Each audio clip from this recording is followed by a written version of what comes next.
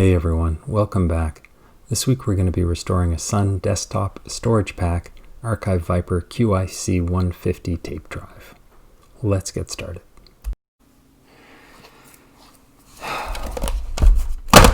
So this thing here is an old quarter-inch cartridge. It's pretty crazy how big this thing is. It's not like VHS cassette tape crazy big, but this thing is large. And I used to see these things in people's offices all the time in the early 90s. It's basically a backup tape. By the early 90s, they'd kind of switched to a lot of the smaller ones, which are about this big. But this thing holds 150 megs, which at the time was a fair bit. Anyway, I'd been looking around on eBay, and I found a lot of these old Sun 411 backup enclosures that have a 150 meg quarter-inch cartridge in them. And I kind of wanted one. I really wanted to install Solaris from one of these tapes. That was kind of my goal. Haven't gotten there yet. I haven't been able to find the old Solaris tape images for Spark, so if you know anyone who's got one, let me know. But I got one of these and it's been really fun to restore it. So that's what this video is about. It's about me taking this thing apart, cleaning it up, and fixing it, and getting to use this thing. And there's some really cool tech in here. Looking at this and going, it's old tech, it's ancient stuff, its tape is slow, it's bad, is really to minimize what was and still is a really important technology, which is to say tape, and also to minimize that you can, really get to know this stuff and enjoy it and learn it and have fun. And there was all kinds of cool stuff about this that I had, no idea about. I just assumed you put these things in and you had backup and then the whole thing just shoeshine back and forth forever. But that's not necessarily the case. Anyway, hope you enjoy the restoration, and maybe we can do another video down the road about the tech that's inside these and how they work. And yeah, hope you enjoy. So we'll get started here with the initial checkout of the drive. So I generally always try to record an unboxing video, and as much as unboxing videos can be fun to watch, these are really because I buy a lot of secondhand stuff. And this plastic is so brittle, it's easily broken.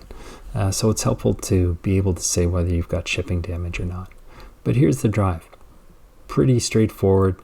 It holds a single 5 1/4 inch half height drive. Around the front, around the back, we've got our SCSI ID selector. In the Sun world, tape drives are usually SCSI ID 4 or 5. We've got the 2 SCSI ports. It's a pretty straightforward fan on the back. And there's a bit of rust there. We'll take a look at that later. Standard IEC power connector, on-off switch. That's pretty much it. So to get these things open, there's these tiny little tabs inside that are somewhat springy. And you have to use a small screwdriver or something to push in. And when you sort of engage the tab and push it in, the back of the top lid will pop up.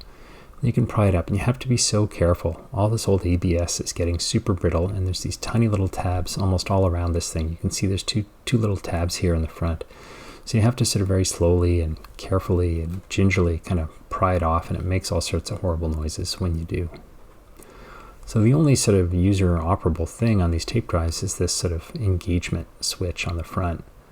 And the parts I want to initially check out here are the capstan roller, make sure the head assembly looks reasonably intact, and I also want to check out that belt, which we'll do in a minute.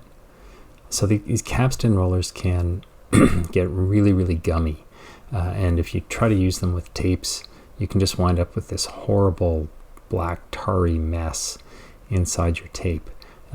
So the good news here is that the capstan roller is really firm and hard. It's still a bit pliable. It is rubber, so it's safe to use. And that belt is also working really well too. It's like a toothed belt, and you can sort of feel it going click, click, click, click, click, click, click as you spin it with the motors.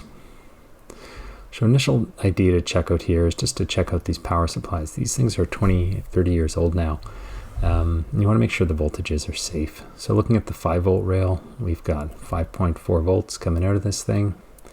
And then on the 12-volt rail, we've got 10.2 volts or so. We'll see what that is actually like under load.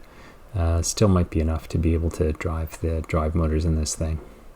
So I've got it hooked up to one of the old Spark stations, just with a point-to-point single-ended SCSI cable and a terminator on it. It's a Spark Station 1, and booting it, we can just use the probe SCSI command and see what's connected. And you can see here that the drive identifies itself as an Archive Viper 150 running some type of Sun firmware. So this is great news. It means basically the electronics on the drive are working enough that it can talk on the SCSI bus. So now we're going to get started with the actual restoration of the drive. We'll get back to actually testing the drive a little bit later, but I wanted to sort of restore the case first. It was pretty dirty and marked up, so I had to disassemble it. These disk packs, the external drive enclosures have a tab on the bottom. You sort of pull it out, and then whatever is inside, whether it's a CD-ROM or a tape drive, comes out. Disconnect the SCSI table, power cable, SCSI ID selector, and then I wanted to take off this front bezel, and it looked like it was never really installed correctly at the factory. There are these tiny little screws with like tons of washers and no bolts. So anyway, the screws I was able to sort of push out, and it came off. Now the LED on the front is sort of encased in this clear acrylic plastic thing, which is then sort of plastic welded to the front. So I just ended up pulling that plastic thing off, knowing I could always hot glue it back on. Otherwise I'd end up breaking the acrylic the lead was in. That little selector just pulls off, really easy to get off. And my first restoration step here was really just to clean it off with some really gentle hand soap. I just wanted to see how much dirt I could get off the parts, and they actually came up really clean. Next, I've got some peroxide cream, 12% peroxide. It's quite strong. Make sure you wash your hands. Don't leave it in contact with your skin for too long. I just use Ziploc bags. These are small parts. I don't really want shadows on them or anything, so I put them in separate bags, put lots of cream in there, and then just put them inside sort of a pie plate to be able to put them out in the sun for a few hours.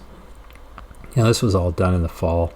The sun's really low in the sky, so I had to kind of keep chasing it around my backyard.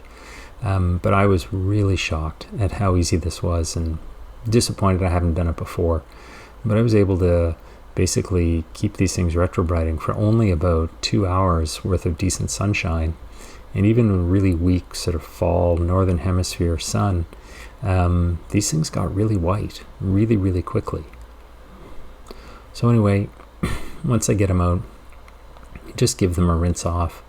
And the plastic is like beautifully bright white at this point. It has yellowed a little bit over the past couple months. But the improvement was very fast and pretty striking. I was really happy, and I can't wait to do this again. So easy. Totally recommend you try it. Anyway, let's get started cleaning this thing up. I like these little sponges because one side's really soft, so I'm not going to scrape the plastic, and if I need to get some deeper dirt out, I can flip it over and use the Scotch-Brite part. But the Scotch-Brite part can scrape some plastics. But this ABS is pretty hard.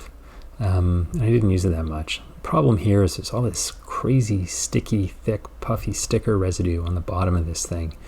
And in order to get it off, I was going to have to use a lot of water, quite a bit of pressure, and so I wanted to take out all the more delicate components inside. Power supply just has a latch underneath it. It pops out really easily.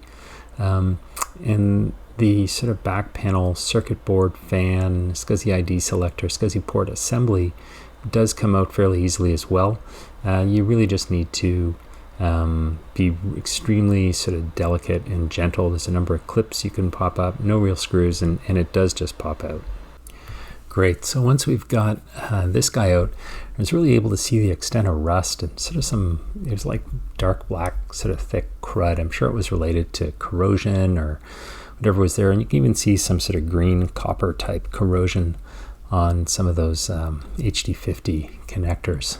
So really this was a huge amount of work. It took about 20 minutes of scrubbing to get the stickers off the various parts of the plastic enclosure. And the stickers were even put on the front of this thing in the really delicate areas, so it was a real nightmare to get them off, but I'll spare you that. Anyway, in order to get the rust off, I was going to use the Dremel. So in order to do that, I really had to get this fan out. One of the screws just absolutely was welded in place, refused to budge. on these delicate components, I don't really want to jump to the impact driver to get it out. So what I decided to do was take out the SCSI connector circuit board and the SCSI ID selector. And then because I was able to get one of the fan screws out, I figured I could kind of like twist it around, and that managed to get the screw unlocked, and then it came out pretty easily. But you can still see there's rust on the fan itself. So eyewear protection, super important.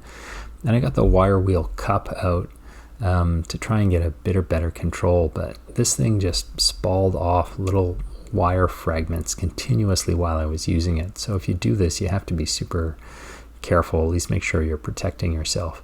It did an okay job at getting some of the sort of bigger parts of the rust off, but this stuff was pretty tenacious. And what I wanted to do is I really wanted to get it all off and get it back to bright metal.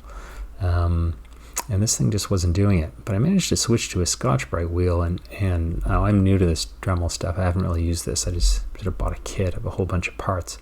But this was great. This really cleaned up all this sort of black tarry stuff that was really stuck onto the surface. It cleaned it up extremely well, got it back to bright metal. And I was able to, really ended up doing a really nice job on restoring this stuff. It totally shredded these wheels, which just kind of disintegrated and made a terrible mess, so I had to vacuum up afterwards, but worked really well. Now this is a foot from an old SparkStation IPC, which is really just a parts machine. It's completely dead. You can see that it's a slightly different foot than the original Sun feet on here. This is a really old desktop storage pack. But just with a bit of hot glue, I was able to get it back in place, and it really has almost the exact same height. It might be off by 1 millimeter or 2, but really not enough to make it so that the storage pack wobbles or anything like that. This old IPC, actually, sorry, it wasn't off an IPC, it was off an old destroyed CD-ROM storage pack that got completely obliterated in shipping. So I didn't really feel too bad about stealing it. Anyway, all the parts going back inside here. Power supply. Now one of these is going to be 12 volt and one of it's going to be 5 volt. It's the power for the SCSI termination selector. So you want to make sure you get the correct wires hooked up here. Then we can just really easily slide the tape drive back in. Click. Nice engagement. Click once you get it slid back in place. And then here's the tape.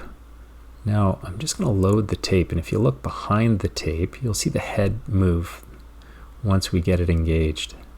There it is, and it's engaged, and you can see the head sort of comes in, moves up, moves down, just to kind of, I'm sure it's doing some kind of auto calibration with where it should be. And we're just going to, the drive's connected, no different. This is really just the first time using it in Solaris to try and see, is it working? So the good news here is just running the MT command with status, we can see that the electronics do appear to be working. At least it can talk to it. And with these QIC 150 tapes, the first time you use them, you should use run a retention command, and magnificent.